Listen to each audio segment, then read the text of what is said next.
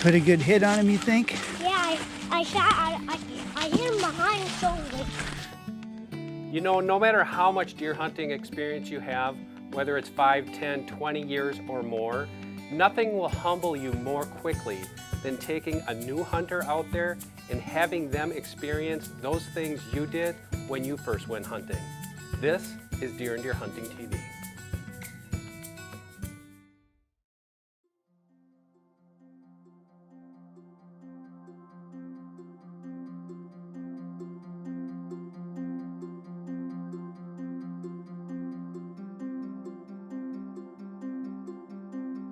So in my opinion, what hunting means to a first-time hunter is something Charlie Alsheimer told me many, many years ago, in that it gives me a perspective, a proper perspective of my place on this earth. And I know that sounds a little bit deep, and I know that sounds a little bit mysterious, but it is, because for me, hunting is not only just going out there and sitting and shooting an animal. Yes, that's what occurs on a successful hunt, but it's going out there and it's reflecting on God's creation. It's reflecting on where am I in this long chain? I am just the tiny little link in this thing called life that's a vapor. And for me, it's powerful to the point of being overwhelming. And even after all these years, you know, I'm 54 years old. After all these years, that's what still grounds me to hunting, and that's what still makes it special to me. But for a first timer, you know, you might not understand that. You might not realize that moment in time. But analyzing and just absorbing all that stimuli when you're out there, that's what it means to me for a first-time hunter, is that first step along this journey of a wonderful path.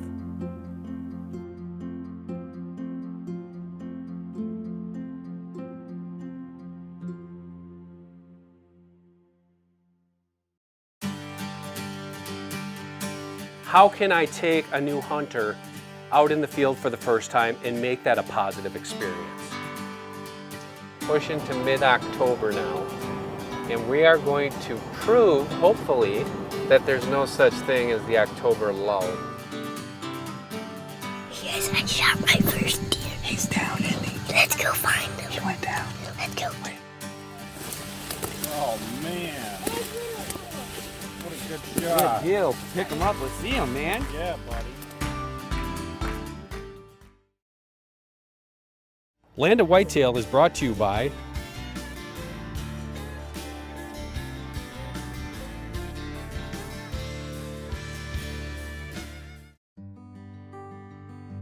So the first time you kill an animal, and that's the way you have to phrase it, in my opinion. You don't harvest animals.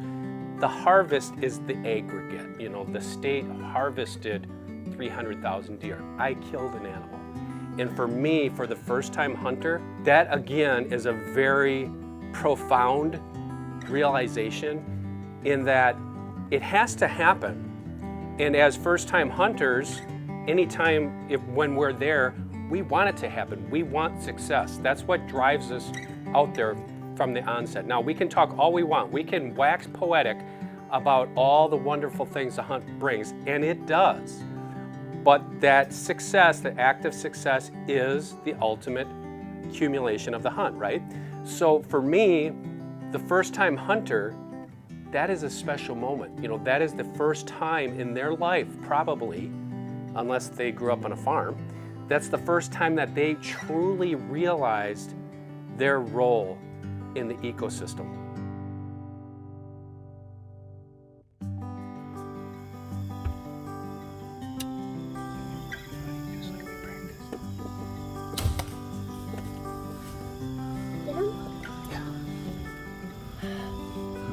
My dad always said we had to wait for him to lay. Just wait, buddy.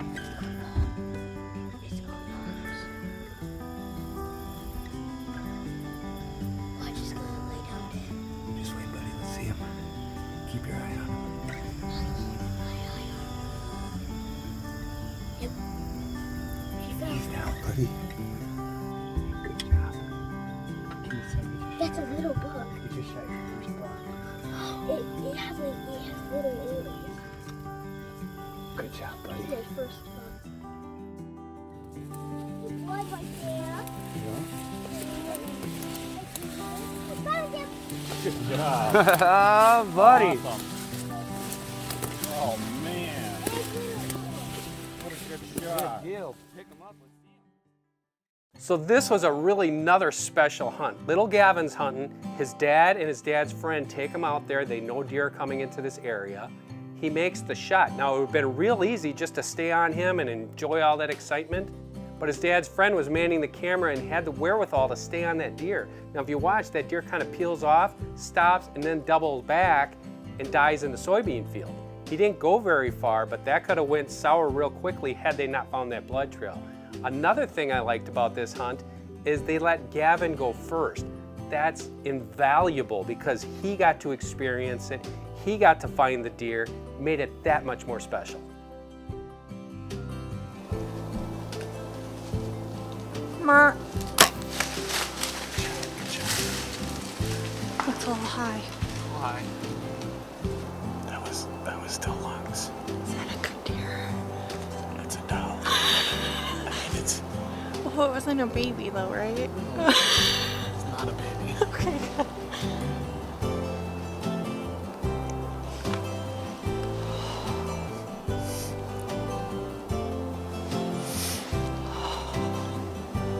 You just shot a deer. 20. Whenever you're ready. Mer. Hey, What's going on? I just smoked a big one. Are you kidding me? Woo!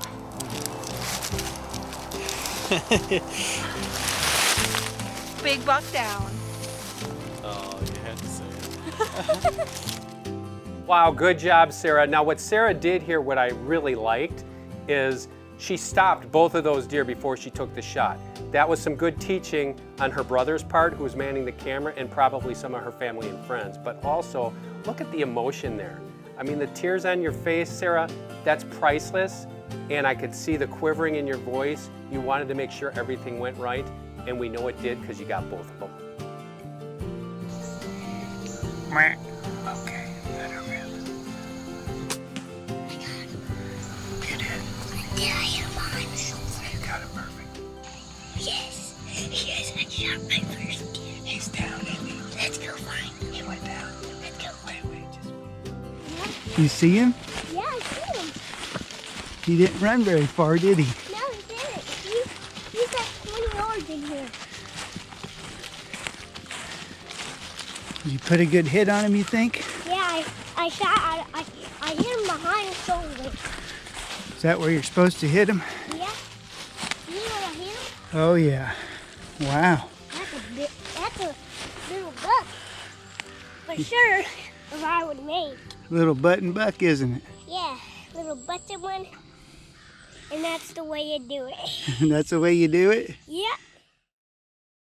That is exactly how you do it, Brody. Congratulations.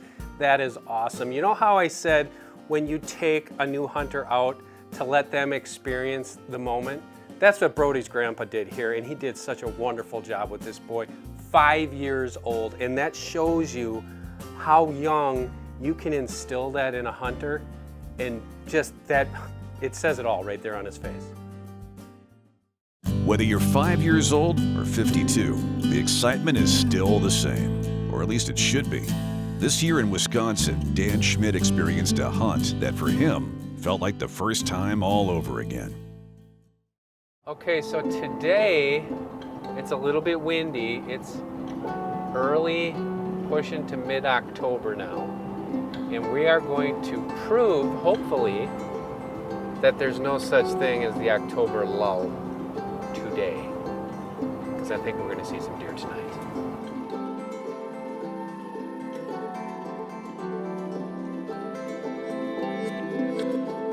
This was really special. For me, I had producer Ian Sanchez with me. He had never been deer hunting up until this past year. Now I took him out for some early season doe hunting, which was a lot of fun, but he had never seen a buck up close. And for me, this was really special because I took him to a spot that I've hunted for well over 20 years, and I knew the odds were high we'd see a buck at close range. There's this stigma that just because you're a hunting producer, you are a veteran hunter. That's not the case, especially with me.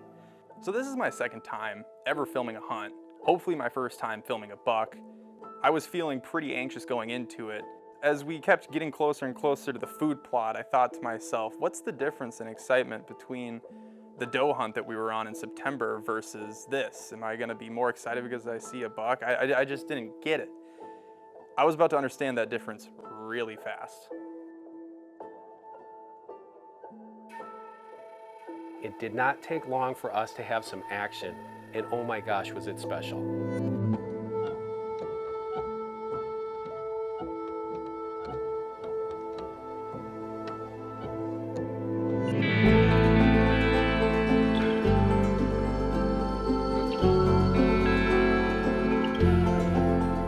I didn't realize how much I was shaking at the time. I didn't realize the adrenaline rush I got just sitting in silence for 2 hours just to have something step out for those 4 minutes.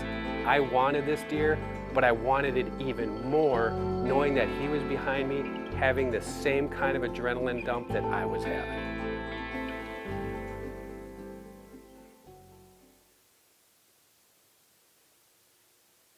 Right there, right there.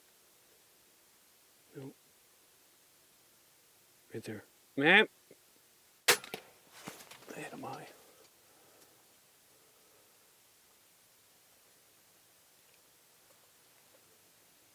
Let's just calm down. I'm shaking. That's a public land 8-pointer there. So my excitement is in overdrive. Number one, I'm excited already because it's a deer that I want to shoot.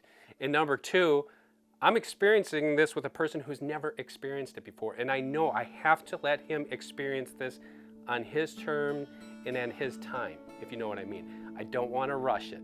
When this 8-pointer stepped out, I felt like I was looking at Godzilla. It was so cool. I got super geeked. I was shaking. I was at a loss for words. There's a lot going through my head. Blood right there. There's a drop right there, Zing.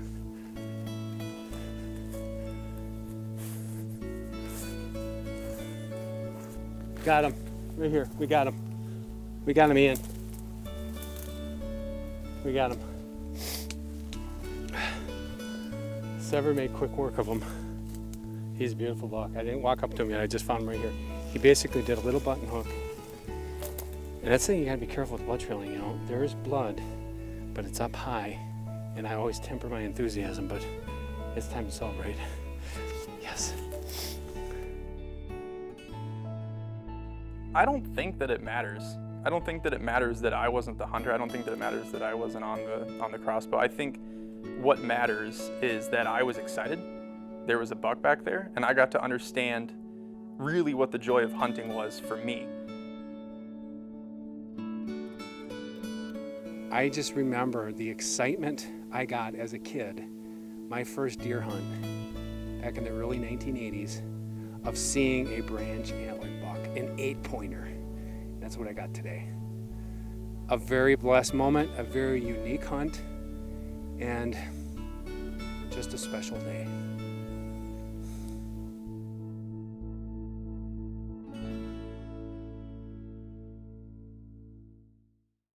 Land of Whitetail is brought to you by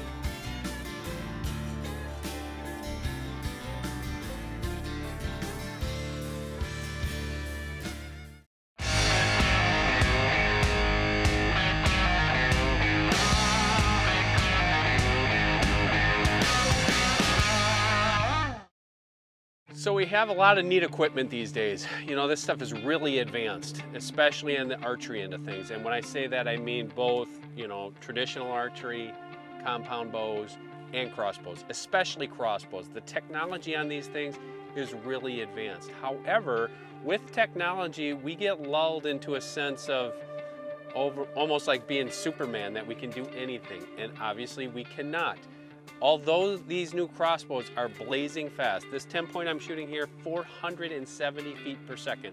And when you shoot it out there at the practice range, you're shooting longer distances, you're hearing that thing just pop when it hits the target, and you're getting extraordinary accuracy at longer distances.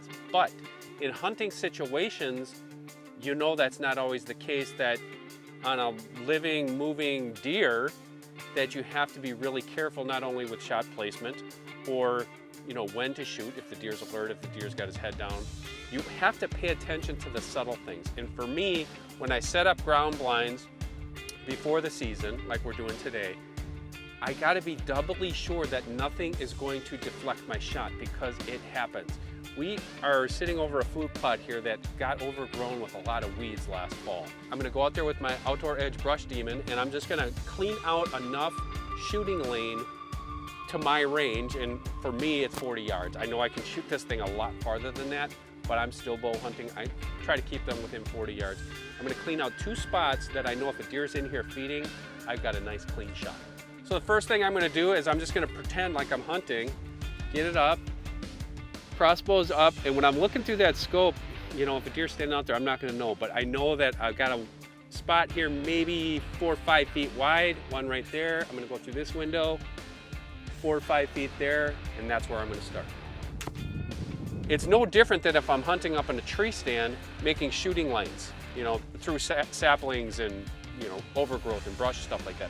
I have to do that in food plots too, because the second it happens to you, you're gonna kick yourself that you didn't, because a little stem like that can deflect an arrow and lead to a poor shot or absolutely a clean miss. So keep that in mind when you're hunting from the ground. Make sure that you have nice, clean shooting lanes to those food plots and open areas.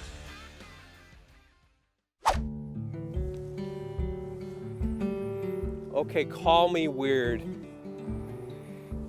That smells like bow season. That smells like deer season, dirt. There's something about dirt. It's intoxicating. It really is. When I smell dirt, I'm thinking about sitting in the swamp, sitting in my tree stand, sitting in my ground blind, and getting ready for a deer to show up.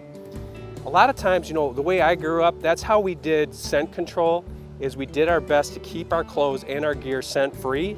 But then when we went hunting, we kept that gear and our clothes in a bag with some sticks and some dirt and some pine boughs to give us a masking scent.